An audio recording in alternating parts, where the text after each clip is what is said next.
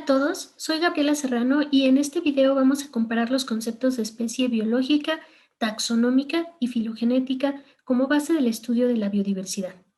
Como consecuencia de los procesos evolutivos que revisaste en el tema anterior, en nuestro planeta existe una enorme variedad de sistemas biológicos relacionados entre ellos.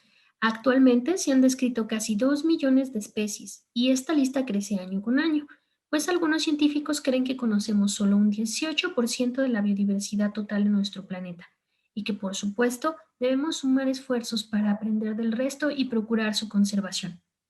Al mencionar estos datos sobre las especies en nuestro planeta, a tu mente seguramente viene una idea sobre lo que significa este concepto, y sabes con seguridad que este primate y el saltamonte son especies diferentes, aunque no siempre es tan fácil definirlo. Por ejemplo, al comparar las serpientes que están detrás de mí, ¿se trata de la misma especie o de diferentes? ¿En qué te fijas para contestar esta pregunta? Bien, pues vamos a tratar de resolver a estas interrogantes más adelante en el video.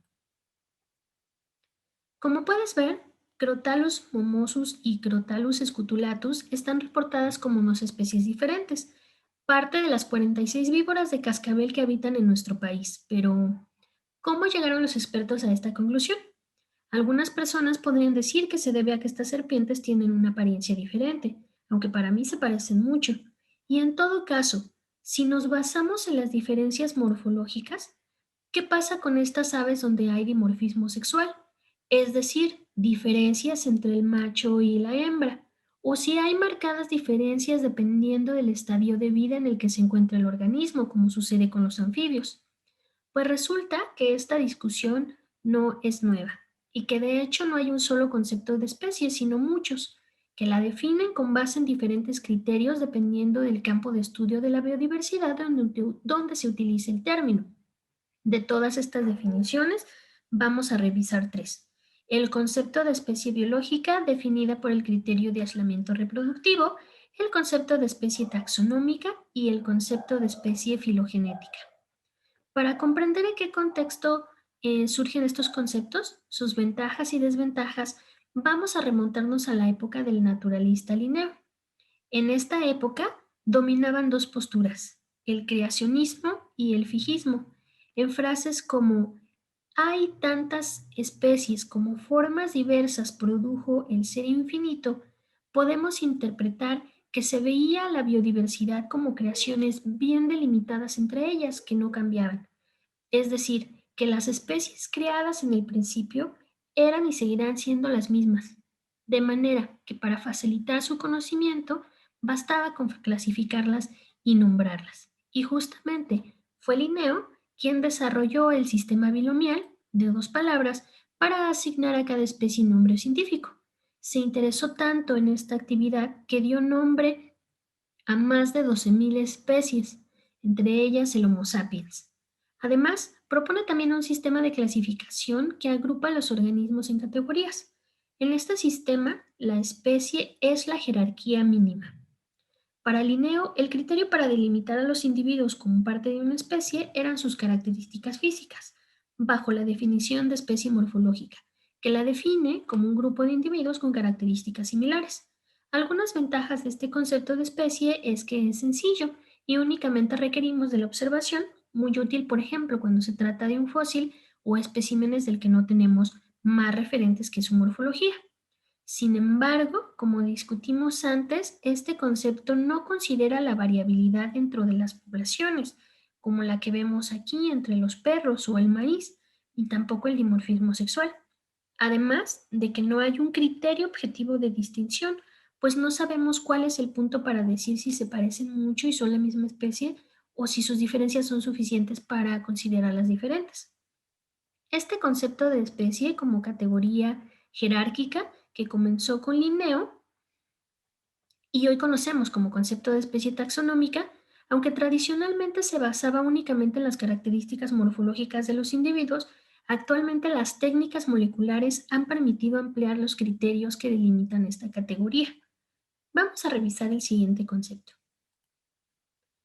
Años después de Linneo, en un contexto totalmente diferente donde ya se había mostrado que las especies cambian a través del proceso evolutivo, Ernest Mayr describe a las especies como grupos de individuos genéticamente similares, que pueden reproducirse entre sí y que están aislados reproductivamente de otros grupos análogos.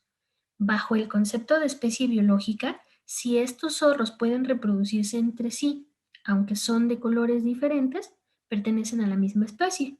Y si no pueden reproducirse entre ellas como estas víboras de cascabel, entonces se consideran especies diferentes a pesar de su parecido. Como puedes ver, en este concepto hay un criterio concreto para delimitar a las especies, que es el aislamiento reproductivo, el cual además tiene relevancia en procesos evolutivos como la especiación. Sin embargo, nuevamente hay algunas discusiones al respecto de este concepto. Uno de ellos es que puede aplicarse solo para especies de reproducción sexual, lo cual limita el concepto a una pequeña fracción de la biodiversidad que excluye, por ejemplo, a las bacterias. Otra desventaja es que pueden presentarse excepciones y especies que normalmente no se reproducen lo hacen y forman híbridos viables, como se ha reportado en algunos insectos y plantas, de manera que no siempre es tan fácil delimitar la barrera reproductiva. Las limitaciones de este concepto de especie biológica fomentaron el interés por formular otros conceptos que pudieran usarse en la sistemática, un área de la biología encargada de clasificar a las especies a partir de su filogenia, un concepto que hace referencia a la historia evolutiva. Y justamente uno de los conceptos que se propuso es el de especie filogenética, como una agrupación de individuos diagnosticables dentro del cual hay un patrón parental de ancestralidad común. Para definir a estos individuos se usan caracteres diagnósticos que pueden ser morfológicos o su DNA. Esto se lleva a la práctica construyendo la historia evolutiva de las poblaciones o filogenias, de modo que cada conjunto de poblaciones que constituya una rama independiente se considera como una especie. Las ventajas de este concepto de especie es que se comprueba al construir las filogenias, aunque hacerlo no es sencillo, y no todos los grupos cuentan con árboles filogenéticos construidos con el detalle suficiente. Además de que en algunos casos, dependiendo de las características diagnósticas utilizadas, se ha llegado hasta multiplicar el número reportado de especies para un grupo, lo que para algunos no es aceptable y para otros refleja la verdadera biodiversidad. Como pudiste observar en este video, el concepto de especie se define de diferentes formas en función de su contexto, y no se acepta ni se rechaza totalmente uno, sino que incluso pueden complementarse.